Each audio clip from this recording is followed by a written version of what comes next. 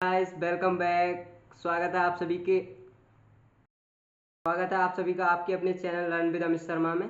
हम जो एनसीईआरटी की सीरीज कर रहे थे, हमने उसमें आज की ज्योग्राफी का चैप्टर 3 कर रहे हैं, जिसमें हम 3 चैप्टर का पार्ट 2 लेके आए हैं, जिसमें हम पढ़ेंगे major land forms of earth. हमारी जो अर्थ है उसके मेजर लैंड फॉर्म्स।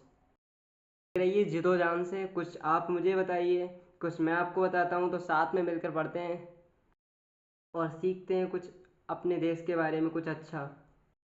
ये सभी चीज़ें जो है हमारे देश से रिलेटिव ही तो हैं। जब हमें इनकी सभी की जानकारी होगी, तभी तो हम अपने देश को बहुत अच्छे से सकेंगे और अपने देश का ग्रोथ कर सकेंगे। हमें पता ही नहीं होगा कि कौन सी चीज़ें कैसे होती हैं और क्या होता है, हम अपने देश की ग्रोथ कर पाएंगे। तो हम अपना चैप्टर स्टार्ट कर रहे हैं, मेजर लैंड फॉर्म्स। होते हैं major land forms. The major landform of the world includes mountain, hills, plateau, plains, volcanoes, glaciers, islands, desert and waterfalls as well। क्या होता है, जो पर्वत होते हैं, हिल्स होते हैं और पठार, प्लेन्स मतलब मैदान जो होते हैं, वॉल्केनो मतलब ज्वालामुखी, ग्लेशियर्स होते हैं जो रिवर ऑफ आइस जिसे हम कहते हैं, आइलैंड्स, डिजर्ट एंड वाटरफॉल्स, झरने जिसे कहते हैं, सब हैं वो हमारी अर्थ के क्या हैं, मेजर लैंडफॉर्म्स हैं। अब हम पढ़ते हैं वेदरिंग। क्या होती है वेदरिंग? हिंदी में इसे अपक्षय कहते हैं। क्या कहते हैं? अपक्षय। क्षय का मतलब होता है किसी चीज़ का टूट जाना, यानी कि खराब हो जाना, बेकार हो जाना किसी कारणवश। इसकी डेफिनेशन पढ़ने से पहले मैं आपको बताना चाहूँगा कि जो वेदरिंग होती है वो होती क्या है वास्तव में। होता क्या है, जो ज्योग्राफिकल कुछ रिएक्शंस होती हैं जिसके कारण क्या होता है, जो रॉक्स होती हैं वो छोटे छोटे टुकड़ों में टूट जाती हैं, तो हम क्या कहते हैं, वेदरिंग कहते हैं। जो रॉक्स होती हैं यानी कि जो चट्टानें होती हैं वो छोटे छोटे टुकड़ों में टूट जाती हैं, इसी को हम क्या कहते हैं, वेदरिंग कहते हैं। आप इसकी डेफिनेशन देख सकते हैं। Weathering is the breaking down और dissolving of the rocks and minerals of the earth. क्या हो जाता है, जो रॉक्स होती हैं वो टूट जाती हैं और क्या होता है, अर्थ सरफेस डिजॉल्व हो जाती हैं हमारी अर्थ की सरफेस में, मतलब मिल जाती हैं। जिन कारणों से हमारी जो वेदरिंग होती है वो क्या है, there are many agent due to which the process of weathering becomes possible, जिसके कारण जो वेदरिंग का प्रोसेस है वो हो पाता है। सच एज आइस है, वो बर्फ के कारण हो सकता है, वाटर है पानी के कारण हो सकता है, एसिड के कारण हो सकता है, salt, animals, plants and also the change in the temperature. और अगर टेम्परेचर में चेंज आ रहा है, तापमान में बदलाव आ रहा है, तो उसके कारण भी हमारे अपक्षय यानी कि वेदरिंग हो सकता है। हम जानते हैं इरोजन किसे कहते हैं। इरोजन को हिंदी में हम अपर्दन के नाम से जानते हैं। डेफिनेशन पढ़ने से पहले आपको मैं बताना चाहूँगा कि जो इरोजन होता है, होता क्या है वास्तव में।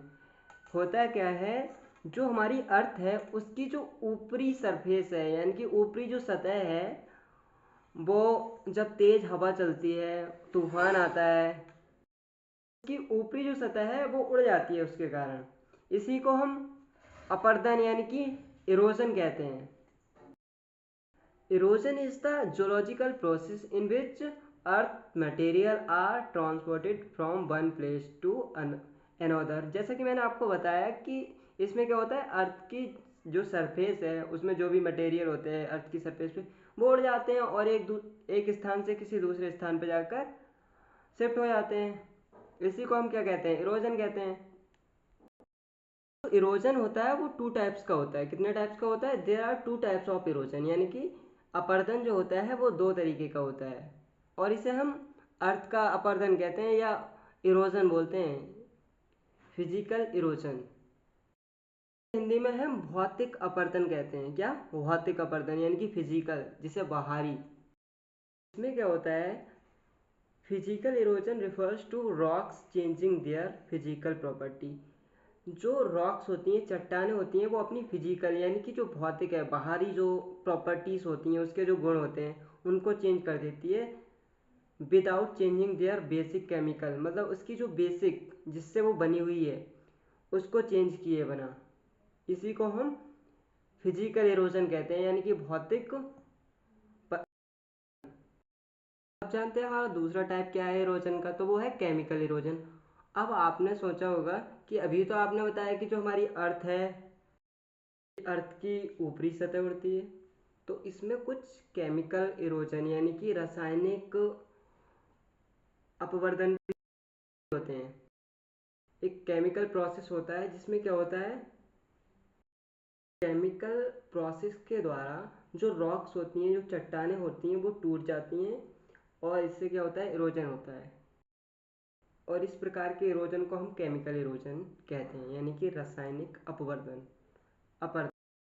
अब हम जानते हैं फॉर्मेशन ऑफ ऑक्सबो, यानी कि जो बैल के जैसी आकृति, बैल धनुष जो होता है, बैल जो होता है उसका कुबड़ जो निकला हुआ होता है, उसकी जो आकृति होती है, शेप होती है, उसकी जैसी शेप ले आती हैं, उसको हम ऑक्सबो कहते हैं, जिसे हिंदी में बैल धनुष कहते हैं। बैल होता है, उसका जो कुबड़ निकला होता है कुछ इस टाइप की। When a river enters in plain area, it twists and turns. It forms large band known as meanders. होता क्या है, जब अर्थ मैदानी इलाके में आती है तो ट्विस्टेड हो जाती है, ये क्या मतलब, दो हो जाती है, और क्या करती है, टर्न्स, मुड़ जाती है। इट फॉर्म्स लार्ज बैंड, मतलब एक मुड़ जाती है, और उसको हम मेंडर कहते हैं। ये जो मुड़ रही है आप देख सकते हैं, इसको मैंने छोटा सा रफली डायग्राम बना दिया है इसका, मेंडर। जो मोड़ दिखाई दे रहे हैं उसको ही हम मेंडर कहते हैं। क्या कहते हैं, मेंडर। ये रिवर के मेंडर हैं, यानी कि मोड़ है। इस प्रकार से वो फॉल होती है, यानी कि गिरती है रिवर आके। हम जानते हैं फॉर्मेशन ऑफ फ्लड्स प्लेन, जो हमारे बाढ़ के मैदान होते हैं उनका फॉर्मेशन कैसे होता है। ऐसा होता है, आप जानते हैं कि जब बाढ़ आती है तो वो अपने साथ बहुत सारी रिवर्स का पानी लेके आती है, और बहुत सारी रिवर जो होती हैं, यानी कि नदियाँ होती हैं, उनको साथ में लेते चलती है। एक टाइम के बाद जब बाढ़ चली जाती है और उसका जो इलाका यानी कि जो एरिया बचता है, उसी को हम क्या कहते हैं, जहाँ जहाँ बाढ़ आई होती है, यानी कि जो फ्लड आता है उसी को हम फ्लड प्लेन्स कहते हैं, यानी कि वहाँ का मैदान जो है वो बाढ़ का मैदान कहते हैं उसे। जानते हैं कि फॉर्मेशन ऑफ डेल्टा, मतलब डेल्टा का निर्माण कैसे होता है। तो आपको पता है, जब रिवर जो होती हैं और उनमें सैलाब आता है तो क्या होता है, वो अपने साथ बहुत सारे ईंट पत्थरों को तोड़ते हुए लेके आती हैं। और जब वो रिवर चली, मतलब जब सैलाब चला जाता है तो क्या होता है, वो एक जगह इकट्ठा हो जाता है, उसी को हम डेल्टा कह देते हैं। बहुत सारे सिलिका के कण होते हैं, पार्टिकल्स होते हैं। A delta is a landform created by deposition sediments that is carried by a river as the flow leaves its mouth and enters slow moving or stagnant water। River होती है वो अपनी बहुत सारी ट्रिब्यूटरीज, मतलब जो सहायक नदियाँ होती हैं उसके साथ आती है और बहुत सारे ईंट पत्थर लेके आती है, जिससे क्या होता है, डेल्टा का फॉर्मेशन होता है। अब हम जानते हैं क्या वर्क ऑफ सी वेव्स, यानी कि जो समुद्र की लहरें होती हैं उनका क्या काम। Erosion and deposition, erosion and deposition, the sea waves gives rise to different coastal landforms।